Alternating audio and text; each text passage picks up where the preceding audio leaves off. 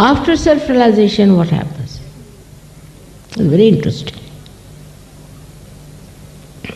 After self-realization, you go beyond both these things, consciousness and awareness. Because you go beyond thought. You have gone beyond thought means what? Anger, all kinds of ideas, all kinds of aggression, everything is maneuvered or worked through your mind.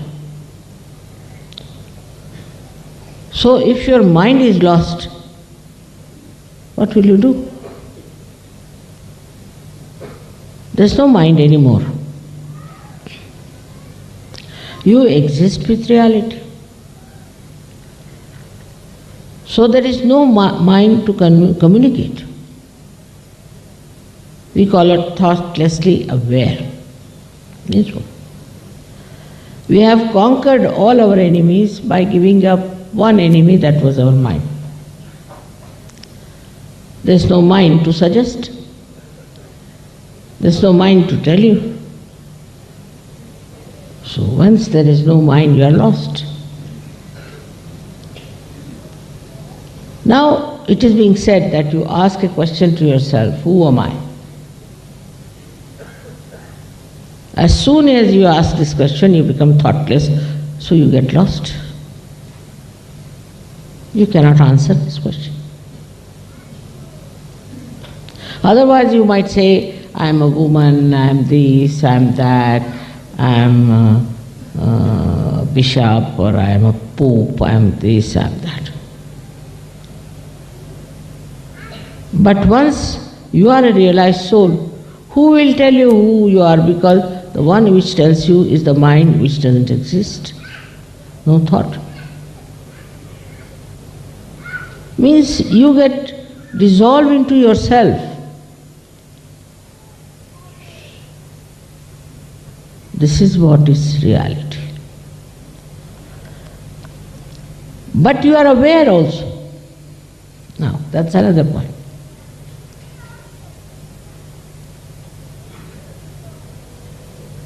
If you ask yourself a question, you are not there. But you are aware. If your navi is catching, you immediately you know, my navi is catching, I have got liver. Don't have to ask questions. Or somebody standing near you, left Swadhisthana, oh my God, is this one.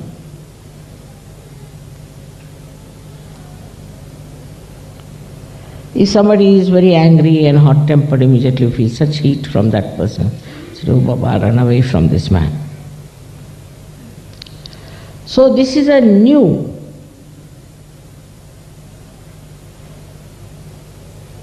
realm you have entered into, reality, which you are never aware before. Now supposing there's a very bad man standing near you. He might be a thief, he might be a murderer, anything. You will not be even conscious of it, leave alone aware, normally. But once you are a realized soul, you become aware of the whole. That is reality. What are the problems? In the collective, you become aware of the collective. You become aware of the problems of the whole world. Now, this awareness is very different. The first awareness, as I told you, is like this. That if somebody tells you you are this and this, you become aware of it. In this, nobody has to tell you. It's just there.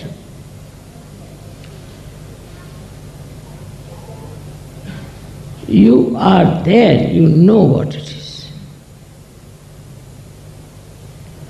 And this is what you have achieved in these modern times, which is the blessing of the modern times also, that we know now who we are.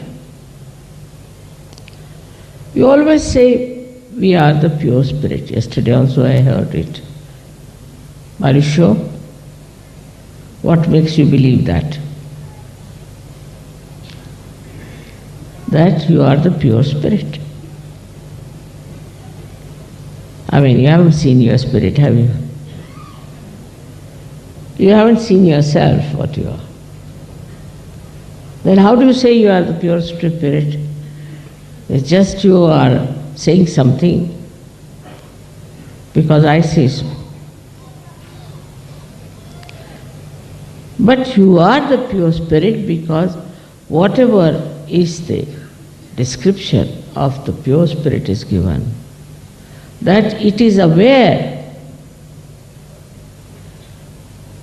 of the divine power. It is aware of the divine power. And that is how you are the pure spirit. Because only through pure spirit as your personality, you can be aware of this all-pervading power. This is written in all the Shastras, in all the scriptures, everywhere. And what do you know about yourself?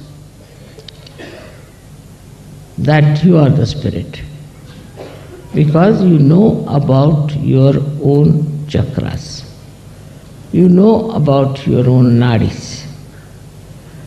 Now, what has happened is that you are separated from yourself and you can see yourself. You see yourself very clearly. And you start seeing yourself as the present and the past and the future. In the past, what I was, you see, you're shocked. Oh my goodness, I was like this. You see it. Through this present state. In the present state you see. Then you start forgetting it. Forget the past, forget the past.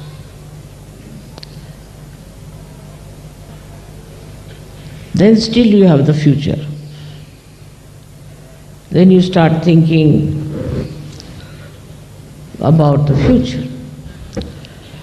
First future, they think about their own children, their wives, such a goes. What will happen to my children? What will happen to my wife? Then they think, what will happen to Sajok? Then they think, what will happen to Mataji? Also they think, what will happen to this world? Because your awareness has expanded. You are not in the limited sphere now anymore. You can think of your children, you can think of your wife, also you can think of the whole world. And all the problems of the world you think.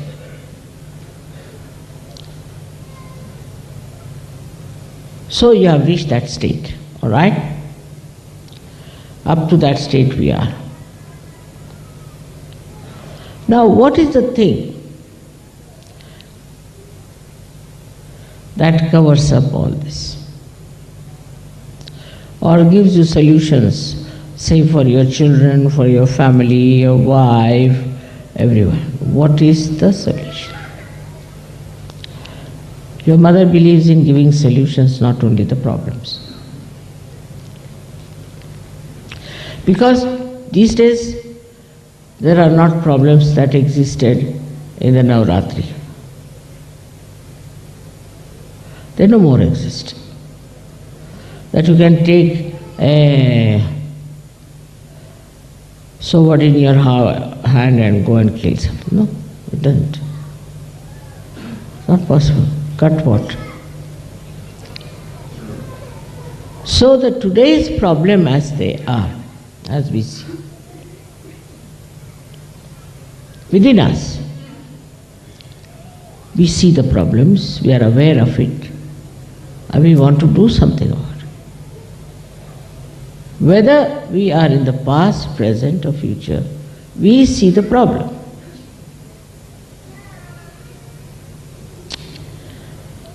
So now, what is the solution? We have no weapons, nothing to fight.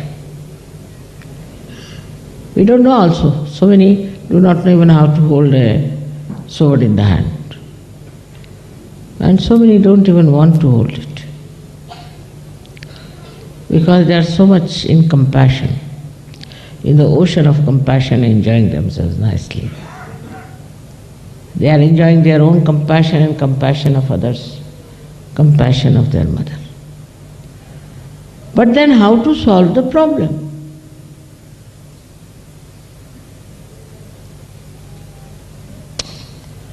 The problem can be solved if you become very powerful yourself within.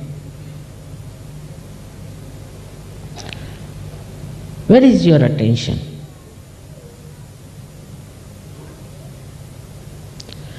You have to move inward. Where is your attention? You have to become very powerful. I have done my job. I have given you realization. You have grown so much. I have explained to you, I have told you everything is done. I have given you lots of love. Ocean of love, I should say, as you call it, whatever it is. But now you have to nourish yourself. You have to become powerful within yourself.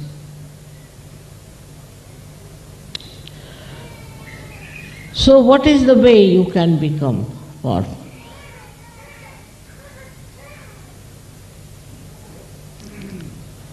First, you must believe that you have transcended your human personality and you have now become a superhuman being.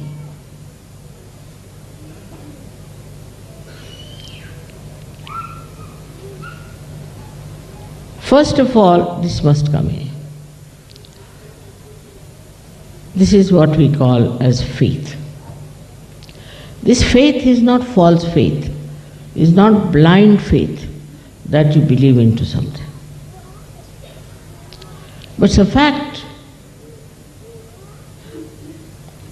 I have 100 times I have told that you have first of all faith in your ascent, in your position as such. For this, meditation is very important. Very important. Without meditation, you cannot have full faith in yourself. Because you can't know yourself by saying, who am I? You cannot. You try now, ask a question within, who am I? You'll be lost.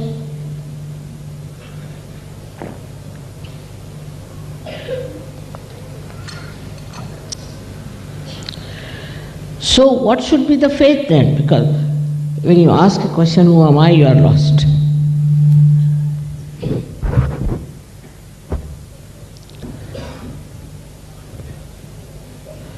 So we reach a stage where I have to tell you that faith is not mental, it is not emotional, it is not physical, but it is a state of your own being, which we can call as a spiritual state.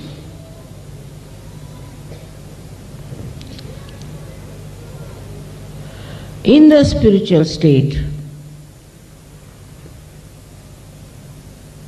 nothing can disturb you. Nothing can overpower you. Nothing can dominate you. Because that state, if you have, that means you are part and parcel of reality. Then you are an honored member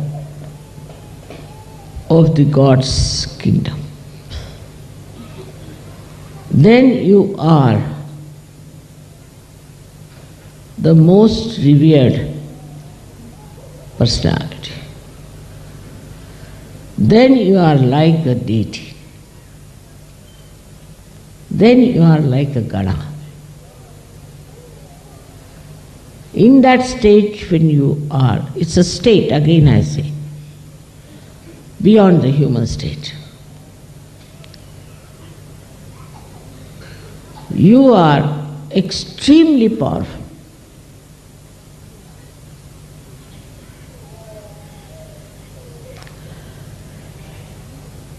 There's a story about Nizamuddin, great awliya, great Sufi in India. There was a horrible king, I think what Shah he called himself, and he would not go and bow to him. So he was very angry. He said, I can only bow to God and to nobody. The Shah said, if you don't come and bow to me tomorrow, I will cut your throat. And that night the throat of this king was cut. It's a story, but it's a real story. Somebody came and cut his throat, it was not Nizamuddin Shah. He would not do that. So that state, if you reach, what we call is the state of Shraddha. State of Shraddha, which is enlightened. Enlightened faith. It's a new type of mechanism. That is, you become part and parcel of the whole. That means the moon, the star. See, I tell you, I never told the sun that it should be there for the pujas. I never told. Last time, this time, I never tell him. There's no need to tell. It's all done.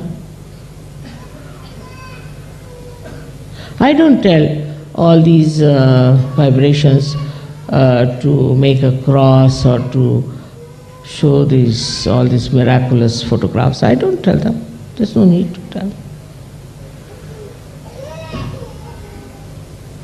They just do it by themselves. I am sometimes surprised how ingenious methods they have of their own, how they manage things. I am myself surprised.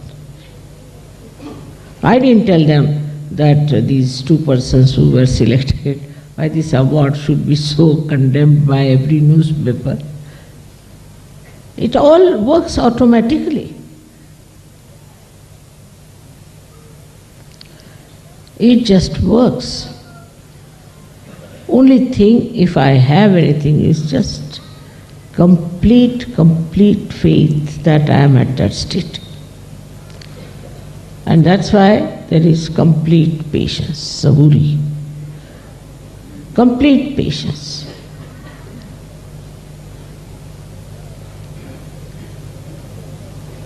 And that is what we have to learn. It will all happen in any case, because you are all at that state. Only meditation is important, very important. For me not, but for you all. If you all can meditate now, just for 10 minutes also every day, it will help you a lot.